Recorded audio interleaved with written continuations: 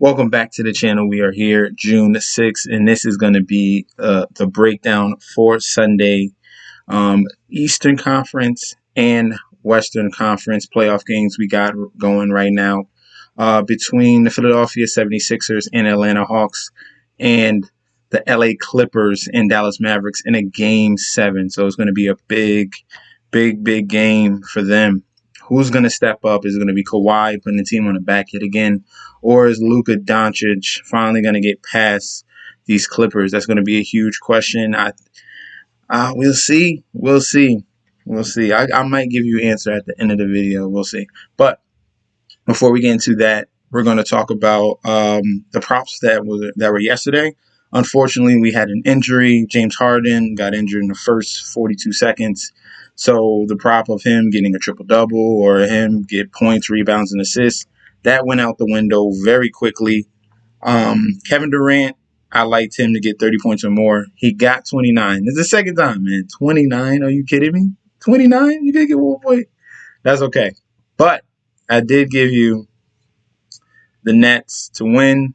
I told you the Nets were going to win. They did win. They had to adjust to that little injury in the first quarter. But if they had Harden, all three of those guys, they would have definitely won that first quarter. But they got acclimated. Blake Griffin stepped up, and some other cast of characters came through, and we handily beat the Bucks without James Harden this time.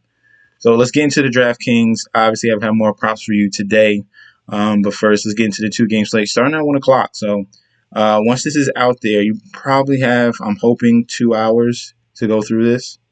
And as long as you're subscribed, you subscribe to my channel, you'll get you'll get the little bell when my videos do upload. So let's get straight into it. Starting at the point guard position, 7 came below because it's a 2-game series we got going on right now, not the 1-game showdown. So we're going to start off with Reggie Jackson at the point guard position, 5,400. Since they finally realized that Rajon Rondo was not the answer, Reggie Jackson has stepped at Rondo and Patrick Beverly. Let's keep that clear. Reggie Jackson has gotten the bulk of minutes with the starting unit, and he has done exceptionally well. The past 4 games, 30-plus minutes in all of them, taking a ton of shots, 15 the last game, got you 25 points, 1 steal, 4 assists, and 9 rebounds. I'm liking the activity out of him. He's really stepping up the game, and they're going to need it. They're going to need it. The Clippers need that third guy to step up besides Paul George and Kawhi Leonard. Reggie Jackson has been that guy. And it's helping them switch on defenses to help control Luka Doncic and the other guys, because it's really just a one-man team they got going over there. That's why I like the Clippers. I gave you a little hint right there. Next is going to be shooting guard Seth Curry with the injury to Joel Embiid. They're going to go to more small ball, more guards, the Philadelphia 76ers.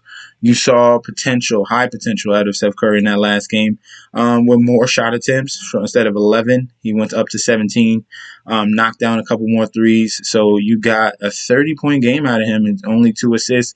I want more production from the other peripherals, but since the injury to Joel Embiid, that's going to give up more shooting opportunities for Seth Curry, for Danny Green, for Tobias Harris. I wouldn't expect, Ben Simmons to score that much unless he's just, getting a lot of opportunities in a fast break situation. But the boost for him is going to be rebounds and assists for him. But the scorers are going to have to step up. And I definitely like Seth Curry getting a ton of minutes, getting more shots. And this is their 1A, 1B. 3-point shooter between him and Danny Green, whoever's hitting hot. But Seth Curry was very aggressive, got some free throw attempts, so he was taking the ball to the hole. So I'm liking that, what I'm seeing here. And only 5,100 with real production. I think that's a lock for today. Next at the small forward position is DeAndre Hunter. He's currently questionable. You have to wait on news for him. But if he is out, the alternative is going to be Kevin Huerter. But if he is in, we're going to just go with DeAndre Hunter. I like the length from him. He plays both sides of the ball, can knock down the 3-point shot. Very, very well-rounded basketball player, and he's only going to get better. But this is only predicated if he is in the lineup. If he is out, like I said, we're going to go to Kevin Huerter. If he is in, we're going to stick with him. Next is John Collins. It's the price for me. It's the price for me. I just know the talent is there. He's been playing a little bit better as of late. That game 4 against the Knicks was a little bit of a coming out party. He should be able to reach 30 no problem. And at this new price point at 5,900, where he hasn't been in months. In months. He hasn't been in that 5K range in months. I think that's too cheap. In a game where he can take advantage of some size since they're going small, he's just as athletic as the other guys on that court, maybe even more. John Collins is a beast. He just needs to wake up. I think that rift between him and Trae Young did startle him in the beginning of the season, throughout most of the season, but this is playoff time. They're going to need him to win. They need to take full advantage of the fact that Joel Embiid is out. So guys like John Collins and Clint Capella should have some big games. Okay. Next is going to be Boban Marjanovic. Every time he started, we're going to go to the well because he won people a lot of money. I've seen some screenshots from people in the Discord that started Boban in that showdown, in that captain spot, won like 9K. So I'm just saying that Boban is a monster. He is a double-double machine. And even in limited minutes, it doesn't matter. Like, he can do it. He can do it. You saw it in the last game, 24 DK. But what that provided was, since he went off at that cheap salary, you could afford all the stars. So if you want to do a showdown, you can go back to the well, do it one more time, see what happens. Because I think the stars are going to have to perform, so you're going to need another cheap guy. So that's how it tends to work out. But Boban, as long as he's playing, staying out of foul trouble, double-double is in sight. Maybe even more, and where's the blocks? You usually see some blocks from him since he's such a big, towering guy on that court. But hopefully this game he'll get a double-double and really, hopefully, like 10x on that value from his price. Then last but not least, we got Tyrese Maxey, the point guard / shooting guard off the bench. You're going to give the Philadelphia 76ers some big, big energy. And the last 2 games since Embiid has been out, he has stepped up. 15 points, 2 assists, 1 rebound. And then the next game was 13 points, 6 rebounds, and 2 assists and 1 steal. So you saw a boost in minutes from 22 to 26. He should see that same exact range. And if he is getting those type of minutes under 4K in that 3K range, I'm going to go back to the well. That's another cheap guy if you wanted to do a showdown just for that game. You can put a cheap guy like him, and then you can really stack up on Trae Young, Ben Simmons, Tobias Harris, and Seth Curry if you want to do something like that. I think that's a decent idea as well. Let's check over on FanDuel, see the value from site to site. Reggie Jackson is 5,400 compared to 5,400, so same price. I like him on both sites. He is a big number 3 for the Clippers, and he has been stepping up. I don't see it trending down because all the attention is going to have to go to Kawhi and Paul George. Reggie Jackson is going to get the scraps. Tyrese Maxey is 3,900 on DraftKings, 4,300 on FanDuel. It's a little bit bump in price, only $400. The value is still there, especially because the minutes, and I love the minutes from him. Seth Curry's a value. Seth Curry's 51 on DraftKings, 49 on 100, so he's a lock on FanDuel. Love him on DraftKings, but a lock on FanDuel. If he's getting 30-plus minutes, a little more ball-handling duties to pair with Ben Simmons, and if he's knocking down threes, then by all means, we're going to play him. DeAndre Hunter is 48.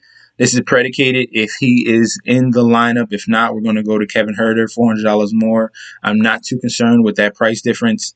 And then John Collins, we're not getting him at the super discount on DraftKings at 5,900. We're getting him at $600 more at 65. He needs that big game. Because 24 DK or FanDuel fantasy points period is not going to be enough. I want 30 plus range if I'm paying 6,500.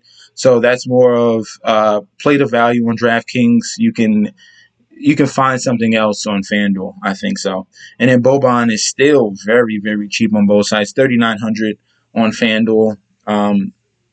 And we've seen what he can do. Point per minute monster. He is a towering giant on that court. As long as he's staying out of foul trouble, he should produce. and I like Boban Marjanovic at that price. Let's go to our props or picks. All right, that I got going. The first one, is gonna. If you find it, I wasn't able to find it. It's somewhere here. But if you can get like a Ben Simmons triple double, I know it's probably like plus something. Do that. Or if you can get points, rebounds, assists, it should be set around 40 to 45 range. Take the over on Ben Simmons with that because this is his team right now. He's going to be running that whole ship.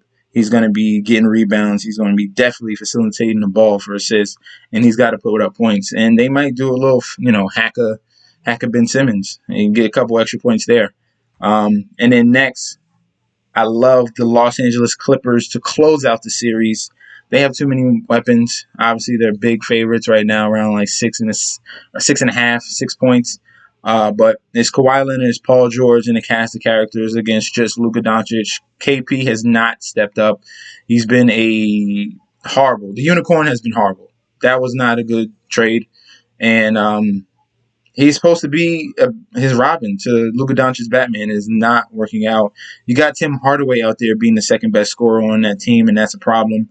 Clippers win. And then next and last but not least, the third one, give me at a nice cheap price Seth Curry to score 15 points plus at minus 108.